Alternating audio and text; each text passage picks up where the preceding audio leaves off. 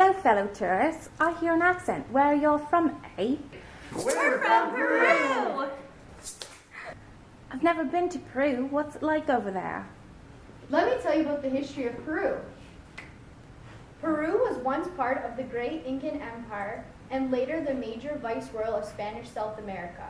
It was conquered in 1531 to 1533 by Francisco Pizarro. On July 28, 1821, Peru proclaimed its independence, but the Spanish were not finally defeated until 1824. Peru is a multilingual nation, but its official language is Spanish. The prominent religion in Peru is Roman Catholic, but there's a scattered of other Christian faiths. Wow, that is so interesting. Hey, let me tell you about the geography of Peru. Peru is located in the west of South America and has borders with Ecuador, Colombia, Brazil, Bolivia, and Chile. It's the third largest country in South America and is one of the 20 largest countries in the world. Peru is an extremely diverse country with 11 ecological regions and 84 of the world's 117 different types of life zones. The country has three main regions according to the traditional method of dividing the country by altitude: coast, mountains, and jungle. Coast. The coast has a warm temperature climate without extreme heat or cold, but with high humidity and dense fog that makes it feel extremely cold in the winter. In the summer, there's very little fog and temperatures reach 30 degrees Celsius. The highlands is the mountain area of Peru. Find the country's highest peak at 6,768 meters above sea level. The Sierra has two seasons: summer, April to October, with sunny days, cold nights, and a little rain. This is the perfect time for you to visit. And winter, November to March, when it rains heavily.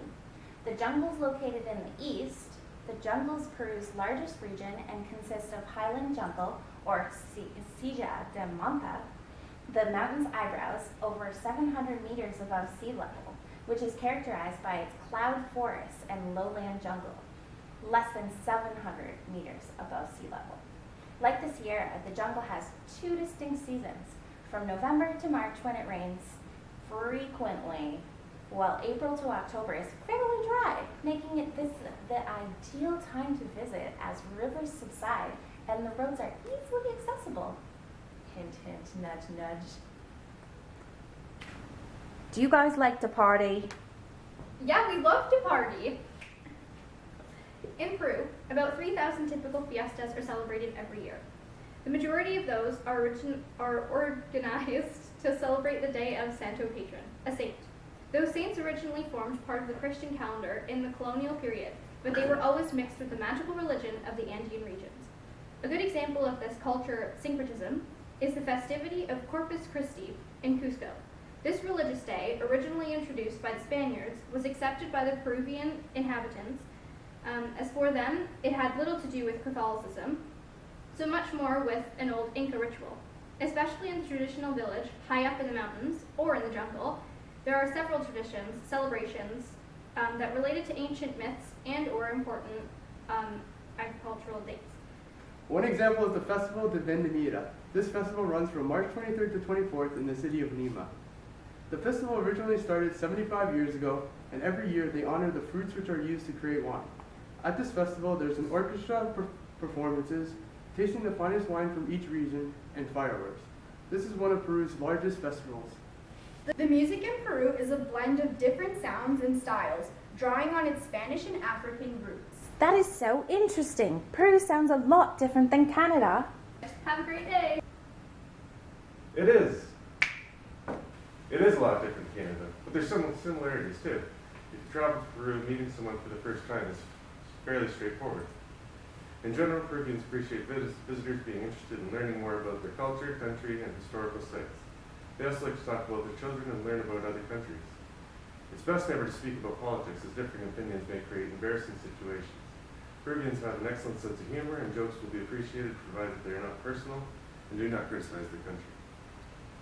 They like people who are honest and make direct eye contact when they speak, and who show that they are confident by giving a firm handshake. However, do not look directly in the eyes of someone of the opposite sex, since they might misinterpret it, and Peruvians are easy to fall in love. Peruvians' open-mindedness is very important. Unlike in Canada, where openness to new ideas is not often valued, and may be interpreted as a weakness. When speaking with a Peruvian, an acceptable distance is important. Standing too close is considered offensive, but a typical Canadian distance is okay. Touching is more common in Peru than in Canada, but not when meeting someone for the first time. Smiling is good, and winking is a sign of intimacy. Directness is important, however, Canadians are sometimes too direct. Saying, "I'm busy right now, can we talk about this later?" would seem pretty normal to a Canadian, but might indicate to a Peruvian that you don't ever want to talk to that person again. In business, Peruvians are very indirect by Canadian standards. They will go to great lengths to avoid no as an answer to a question. Class inequities are very prevalent in Peru. This is because the governments in power over the last 20 years assisted in practically putting an end to the middle class, and many of the affluent immigrated. Just like Canada, the gap between the rich and the poor has been decreasing in recent years. Moreover, Peru is still not entirely moved from being an agrarian society to an entirely industrialized one. Ethnicities in Peru are diverse, like Canada. Peru is the result of an amalgamation of two conflicting cultures, the native Inca civilization and the colonized Spanish culture. In the past, Peru encouraged immigration, particularly for those of economic reasons. People from Africa or China, for instance, came to work in the fields. Germans came to buy mines. There were also Italians and other immigrants that were assimilated into the country. Again, just like Canada, even if it does not seem so on the surface, racism does exist. The Indians from the Peruvian Andes migrated to the cities in the 1960s due to economic reasons, and again in the 1980s because of terrorism. To a certain extent, this helped Peruvians understand and reevaluate their roots, while for others it accentuated their differences. Canada and Peru are two of the great countries in the world driven by our diverse cultures and national preference. Many differences do exist, but nothing that would interfere with the Peruvian-Canadian friendship. Oh, my sister is a teacher and has Peruvian student in her class. Any tips? I have some tips for her. Peruvians appreciate visitors who are interested in learning more about their culture, country, and historical sites. However, it's best not to bring up politics in the classroom. It would also be best to pair the Peruvian student with the Canadian student so they can further develop their relationships with others in the classroom. This can be done using simple icebreaker games such as broken telephone. Thanks, guys, for the information. I learned quite a bit. Enjoy your time in Canada. All this information really makes me want to dance. Let's